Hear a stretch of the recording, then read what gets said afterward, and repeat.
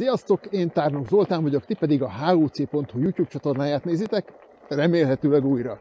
A mai adásban egy kerékpárt kell nektek bemutatnom, ami igazából nem is kerékpár, hanem egy segédmotoros kerékpár, mégpedig a DRVation AT20-at.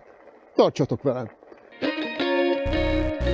Lassan elmosódnak a határok az elektromos kerékpárok és az elektromos segédmotoros kerékpárok között, ám mégis a mai adásban bemutatkozó DRVation AT20 inkább elektromos moped, mint bármi más. Erős motor, nagy és erős lámpa, irányjelzők, minden arra utal, hogy ebben az esetben már átléptük a kategória határát, és egy elektromos robogóval ismerkedhetünk meg. Ám mielőtt a specifikációkat is részletesen bemutatnám, a kicsomagolással fogunk kezdeni. A DRVation AT20 meglepően kicsi dobozban érkezett, annak ellenére, hogy a kerekek nem voltak leszerelve róla. A kis doboz oka, hogy a bringa váza jó helyen van megtörve, a forgáspont, aminél félbehajtjuk, nagyjából középre esik. A dobozból a bringa kiemelése egyszerű és könnyű, mert a vázon nagyon jó helyre került a fogantyú, aminél fogva a kerékpárt felemelhetjük. A jó helyen lévő kapaszkodó mellett fontos megemlíteni az alul lévő támasztót, amire összecsukott állapotban állíthatjuk a gépet. A kicsomagolás és a szerelés nem bonyolult, csak a pedálokat, az ülést, a kormányszarvat, valamint az első irányjelzőket kell felcsavarozni.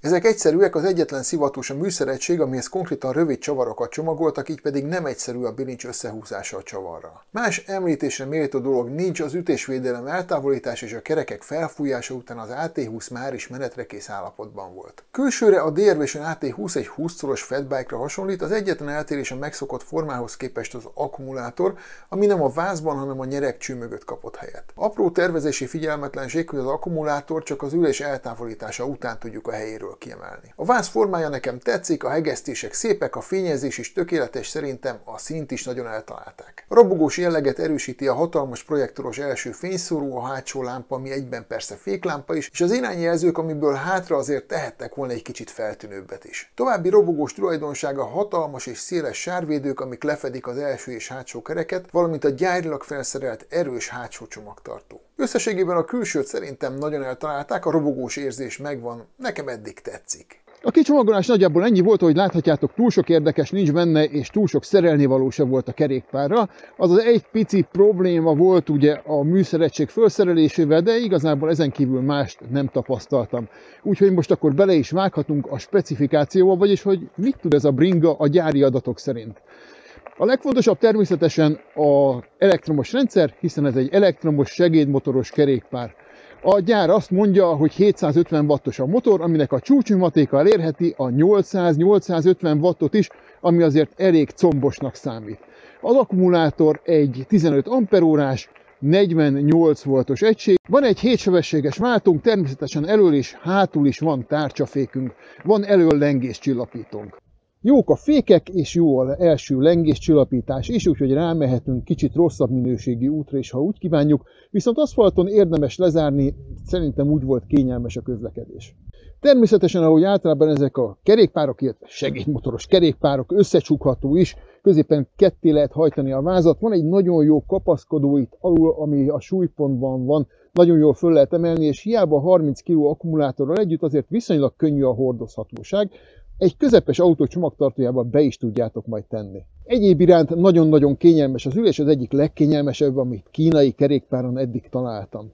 Nagyon jó, hogy az akkumulátor hiába nagy, ki lehet szedni a helyéről, föl lehet vinni a lakásba, ott is lehet tölteni. Szóval az a helyzet, hogy összességében azt tudom mondani, hogy ez egy nagyon-nagyon jó kerékpár, pontosabban segédmotoros kerékpár, ezt nem győzöm hangsúlyozni, és mivel ez egy segédmotoros kerékpár, nektek is jó arról tudni, hogy mint minden segédmotoros kerékpárra, erre is kell majd biztosítást kötnötök, kell egy segédmotoros jogosítvány hozzá, és hát a többi pedig megvan, hiszen a segédmotorokhoz szükséges első lámpa, hátsó lámpa rajta van, kapunk macskaszemet, fényvisszaverőt a kerekekre, ez is előírás a segédmotoroknál, ez is rajta van.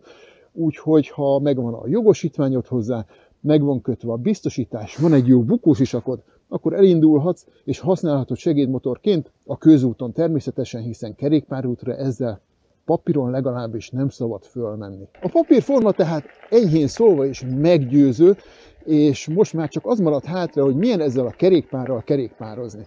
Nos, most már nagyjából 15 kilométert jöttem vele, és Az akkumulátor jelen pillanatban úgy néz ki, hogy még semmit nem merült, ami persze nyilván nem igaz, de a visszajelző szerint még pontosan ugyanannyi töltés van benne, mint amikor elindultam, és az ezért elég jónak tűnik. A gyártó által megadott maximum teljesítmény, ez a 800-850 watt nagy valószínűséggel megvan, vagy pedig, hogyha 700 wattos, akkor én még ilyen 700 wattos bringán nem ültem, ami ennyire jól húz, ennyire nyomatékos. Nagyon jó vele közlekedni a forgalomban is, mert tényleg teljesen jól gyorsul, nagyjából ilyen 25-30 km/h egy kényelmes autós tempót tudsz vele menni gyorsaságra, gyorsulásra, így aztán nem zavarod a közlekedés többi résztvevőjét sem. Mivel ennyire jól gyorsul, mondhatnám azt, hogy veszélytelen vele a közlekedés, de hát természetesen ez nem igaz, főleg egy pesti forgalomban egy kerékpárral vagy segédmotoros kerékpárral azért az autók között vigyázni kell, tehát ezért vagyunk óvatosak, ezért van jogosítványunk, és ezért van tapasztalatunk és gyakorlatunk, hogy megússzuk azokat a helyzeteket, amiket meg kell úsznunk. Mindezzel együtt ez a bringa, ez a segédmotoros kerékpár szerint bőven megfelel arra a célra, hogy ezzel átmenjünk a városon, biztonságban elérjünk a munkahelyünkre, vagy ahova menni szeretnénk. Mit mondhatunk tehát összegzésképpen? Azt tudom mondani, hogy a DRV-sön AT20i iszonyatosan jó szerkezet lett, a gyártó első kerékpárja, és beleadtak apait, anyait, felszereltek rá mindent, ami elérhető volt a piacon. Valószínűleg túl sok szerelésre sem lesz szükségetek a későbbiekben, mert elég jól össze van rakva.